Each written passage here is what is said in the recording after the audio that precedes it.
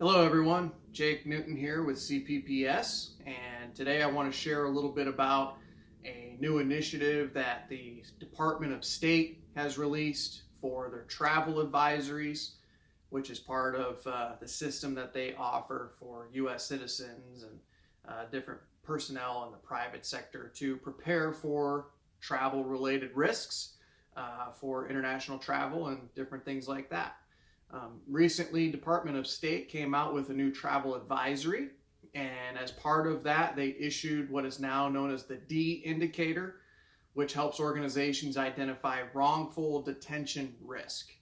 So I want to talk a little bit about this, why it's important and how it might impact you and how you can, what you might do about it now that this is a thing. So starting off with what it is. So travel advisories basically help you identify the level of risk. You probably know this for various countries that you travel to around the world.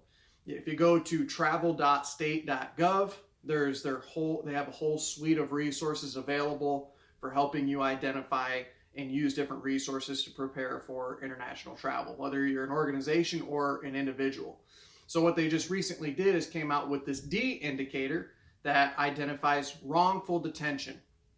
Historically, Department of State has had an identifier for kidnapping or hostage taking, which is identified by a K. And this D is a little bit different and outlines, again, wrongful detention. The difference between the two, namely, is wrongful detention has everything to do with state actors or foreign governments. And then the hostage indicator has everything to do with non-state actors. Now, there's a key component of this wrongful detention. Well, how do we know if it's wrongful detention? The Levinson Act, the Robert Levinson Act of 2020, defines that and outlines what it means to be wrongfully detained. And they consider various things. Is the individual being used as a political bargaining chip? Is the individual, have they actually committed a crime or not? Is that foreign government looking to seek any concessions from the United States? Then they've got some other things in there, like some countries are known to not have a quality justice system. So they take these different considerations into effect, and they will assess, the Department of State will assess whether it's a wrongful detention.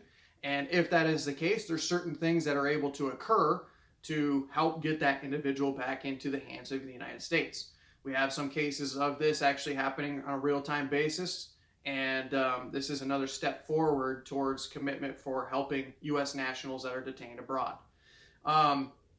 So why is this so important? This is important because this can really impact your business travel going overseas. One of the big ways this has the potential to impact your program is in regards to insurance that you might have supporting cost containment or different things like that for your travel. So many times what can happen is insurance has different triggers, if you will, of Department of State requirements or changes to their risk ratings that will effectively cause an insurance policy to become an insured event or not, and determine whether, if an event occurs, whether the insurance policy will cover that.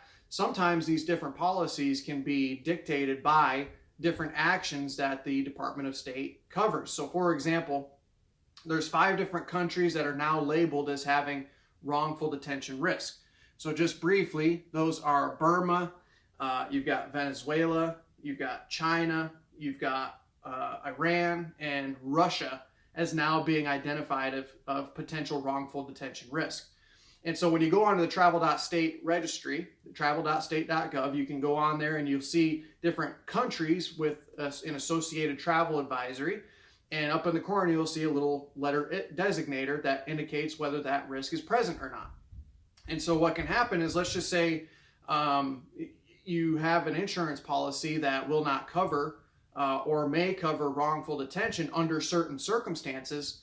Well, if that risk is there, then you really need to understand whether that is an insured event, if it occurs or not. But it's really beneficial to talk to your insurer or folks that would have that information. Maybe somebody within your organization might have that already clarified. But you need to look at your policy to see if there's any exclusions or things that can impact your travel to these different destinations. So then you can posture accordingly. It may not stop your travel, but it can certainly have an impact on certain things that might be paid for or not. So just a couple considerations there, but it's really beneficial to understand not only that this can impact your travel, but the beneficial side of this is now there's different resources that the government is taking a look at and being able to provide if these sorts of things might occur. And so the government's been doing a lot of these different support mechanisms and has been doing a lot of these things in the past. The difference really is that it's now being codified and being published as an actual legitimate governmental capability and added resource to be able to identify these things beforehand in supporting our travel risk management in that regard. So that's kind of a little bit of an outline for this. It's got a lot of information online. Actually, Department of State put out an advisory that's got some great information on this. And of course, if you have any further questions, send them our way. We'd love to be able to have a conversation with you and talk about this more. But that's a high level overview of what's coming out recently from Department of State. And hopefully it's helpful for you as you build upon your travel risk management programs. Thanks for watching.